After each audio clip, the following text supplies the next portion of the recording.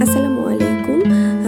আমি নতুন আরও একটি ভিডিও নিয়ে চলে এসেছি। কিছুদিন আগে আমি সুবর্ণগ্রামে ঘুরতে গিয়েছিলাম। আমার চ্যানেলে ভিডিওটি আছে। তো ওই জায়গায় গিয়ে আমার এই ফ্লাওয়ারটা খুবই পছন্দ হয়েছিল।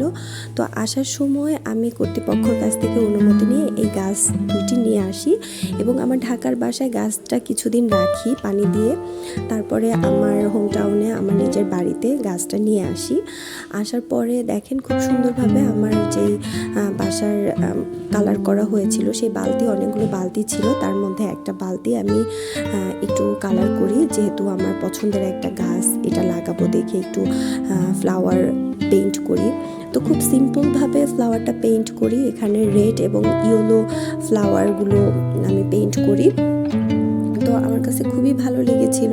তো আমার এই পেইন্ট দেখে যদি আপনাদের কারো করতে ইচ্ছা করে, খুব ইজিভাবে করতে পারবেন। আমি এখানে প্লাস্টিক পেইন্টগুলো ইউজ করেছিলাম। কি সুন্দরভাবে আমি অন্য একটি পাত্র থেকে আপাতত লাগিয়েছিলাম। এখন পেইন্টিং করা এই পাত্রটার মধ্যে আমি লাগিয়ে দিলাম।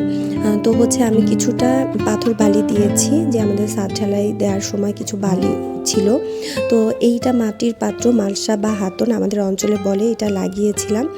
আর এটা পেইন্টিং করা বালতিতে দুইটা গাছ দুই জায়গায় লাগিয়েছি।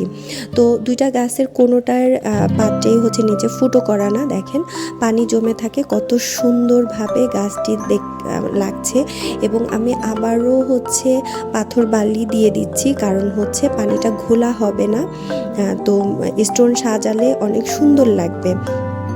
তো আমি সুন্দরভাবে বালুগুলো দিয়ে দিলাম, তারপরে কিছু ভাঙা স্টোন আমি দিয়ে দিলাম। তো দেখার জন্য খুবই সুন্দর লাগবে। এবং ভাঙা স্টোন দেওয়ার পরে আমি বড় বড় স্টোনগুলো আমি সুন্দরভাবে সাজিয়ে দিব চারো কর্নার দিয়ে। এবং কিছু ঝিনুকের টুকরো আমি দিয়ে দিব, সুন্দর লাগার জন্য শামুকের টুকরো, ঝিনুকের টুকরো আমি এগুলো দিয়ে দিব। তো এই জায়গাটায় পানি দেওয়ার পরে দেখেন কত সুন্দর কলি এসে পড়েছে, ফ্লাওয়ারের জন্য ওয়েট করছি। তো এখানে আপনারা চাইলে মাছ পুষতে পারবেন, অনেক সুন্দর মাছ জন্মায়।